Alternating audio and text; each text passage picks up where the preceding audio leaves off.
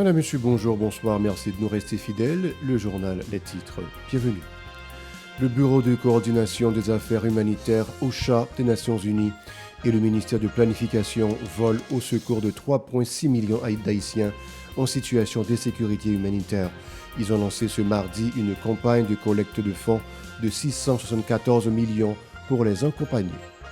Force politique La Plaine prévoit d'organiser une rencontre dans le but de trouver un consensus visant à ramener la paix dans La Plaine. Toutefois, l'organisation est convaincue qu'un accord entre les parties prenantes pourrait résoudre la crise politique du pays.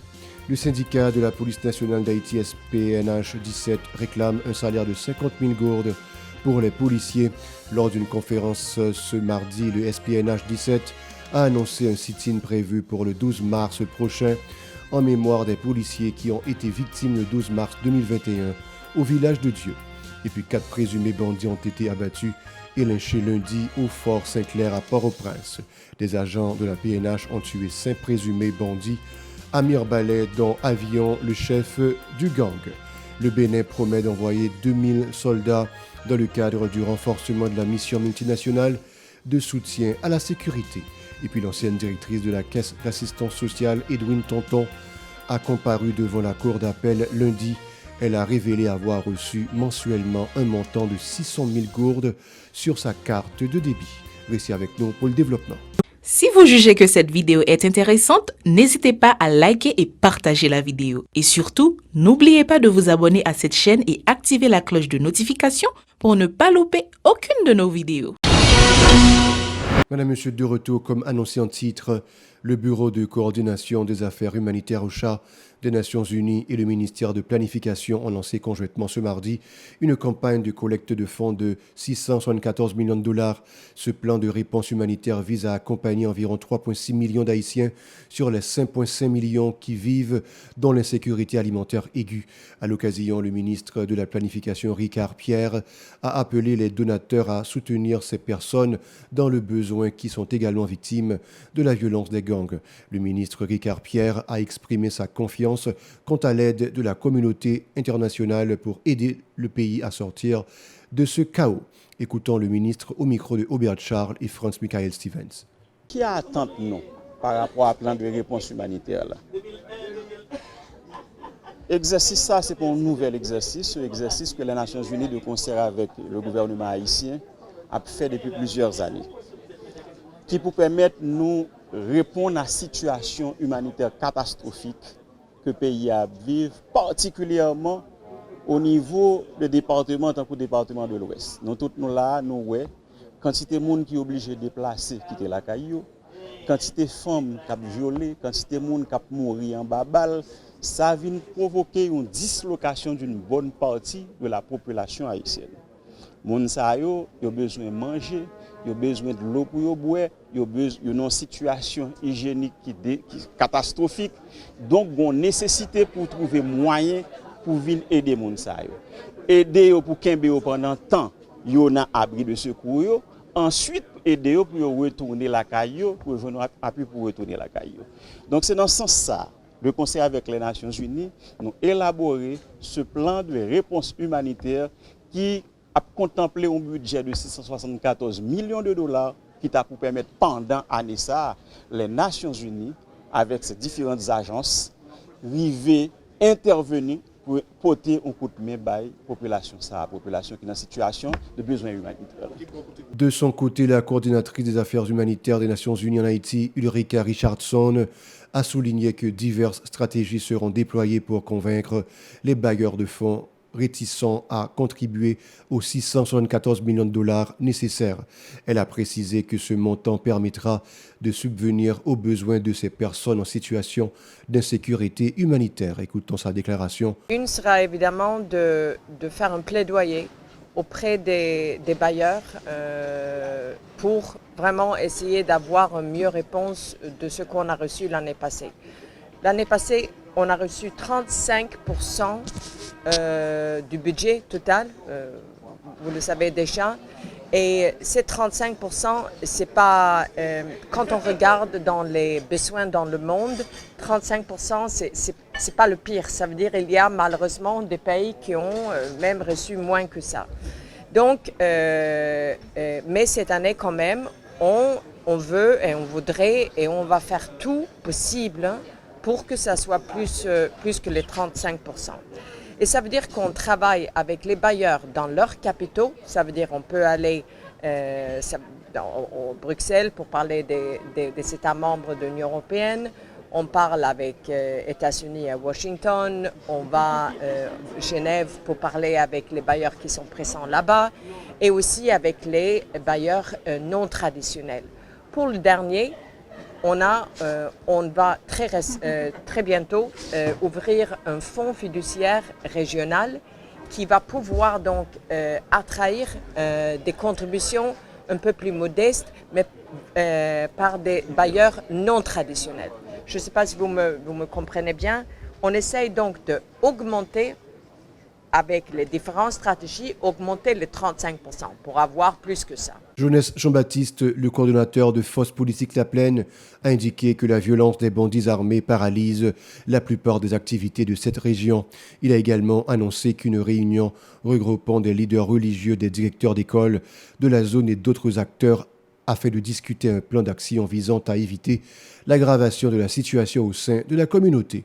Écoutons-le. Force Politique La Plaine constate même gens à toute population. Presque tout haïtien a marché avec ses gaillots en bas braille. Machine la mort a roulé à toute vitesse. Une violence physique qui râle mène vini, une série de violences sociales et économiques presque sans pareil dans l'histoire nous comme peuple. Pour seulement mois janvier, plus passé 1106 victimes toutes qualités, Nations Unies dit recensées en Haïti. Nous devons une situation côté population pas libre pour circuler ni mener activité sur environ 80% territoire zone métropolitaine Port-au-Prince. Pendant le pouvoir public, il n'y a aucune autorité sur l'espace.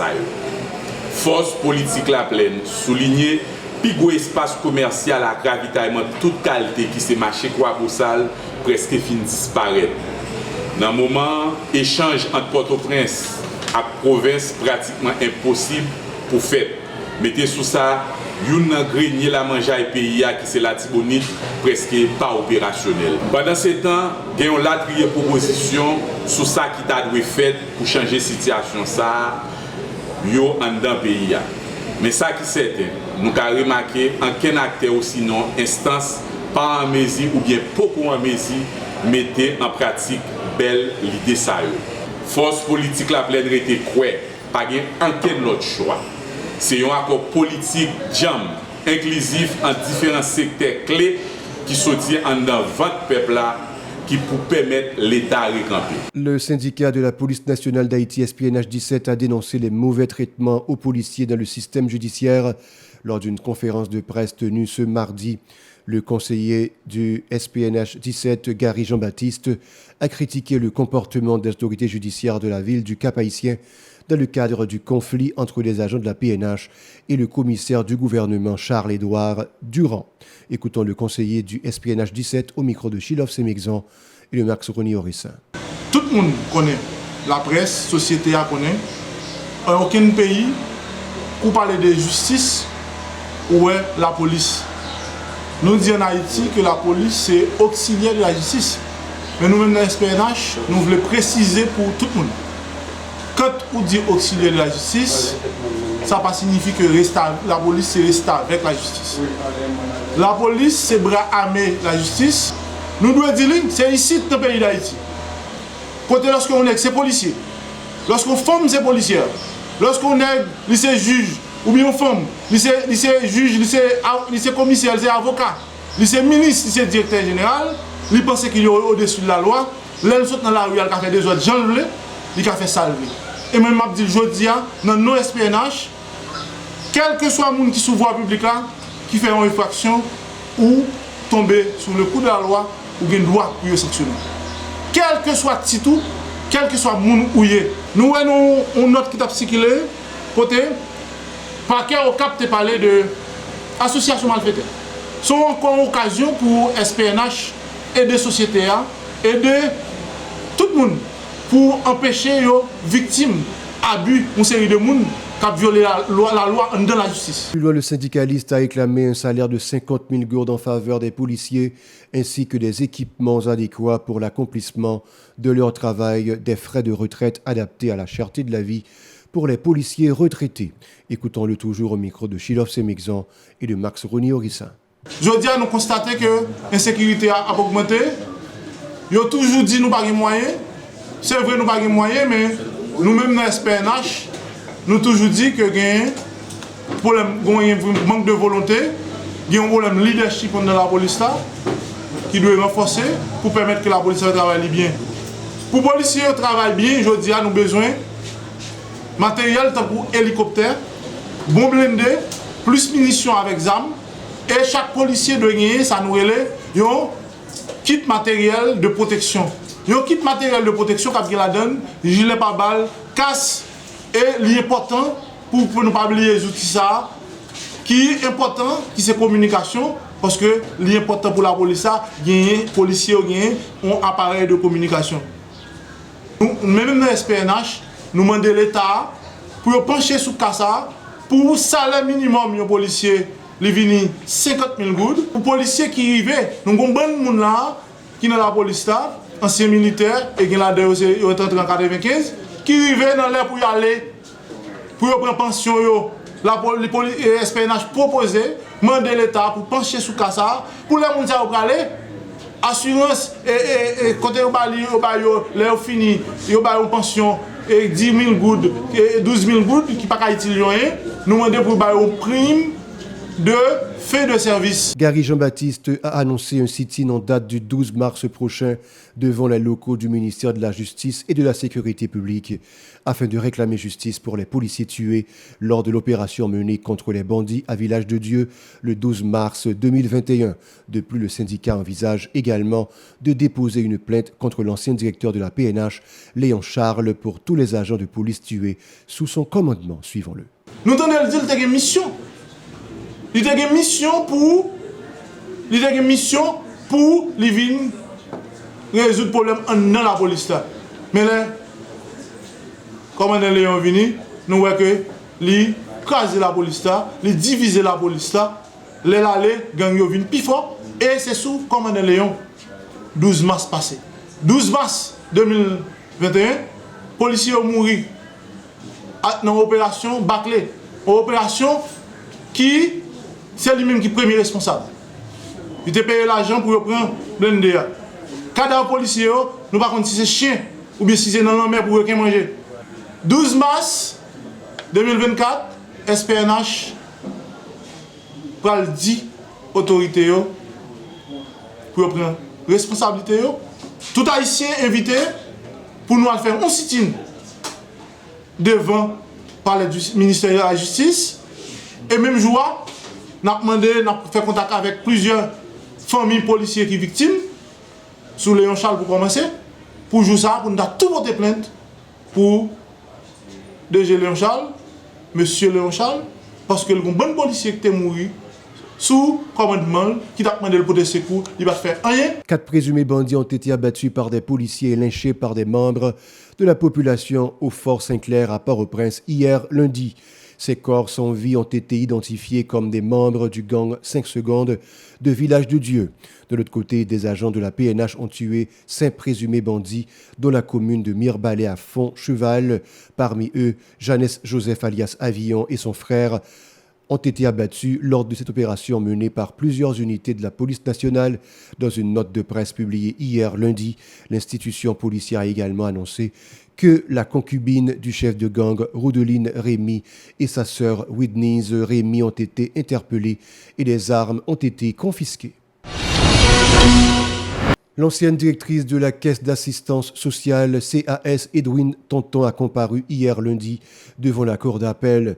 Elle a affirmé que sa rémunération s'élevait à 81 000 gourdes, tandis qu'elle recevait 600 000 gourdes sur sa carte de débit et 225 000 gourdes pour des frais de carburant. Edwin Tonton s'est appuyé sur la loi de finances de 2022 et 2023 pour justifier la réception de ces sommes. L'ancienne directrice de la CAS a été arrêtée le 25 avril de l'année dernière pour corruption.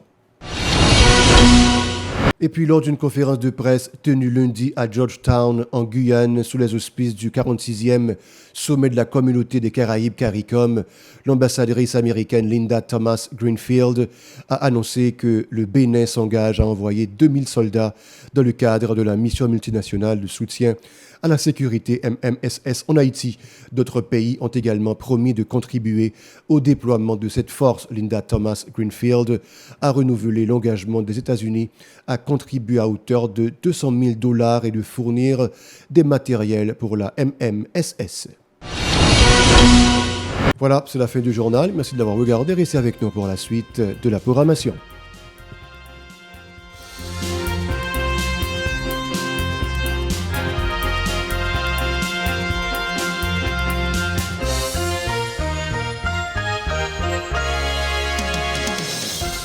Si vous jugez que cette vidéo est intéressante, n'hésitez pas à liker et partager la vidéo. Et surtout, n'oubliez pas de vous abonner à cette chaîne et activer la cloche de notification pour ne pas louper aucune de nos vidéos.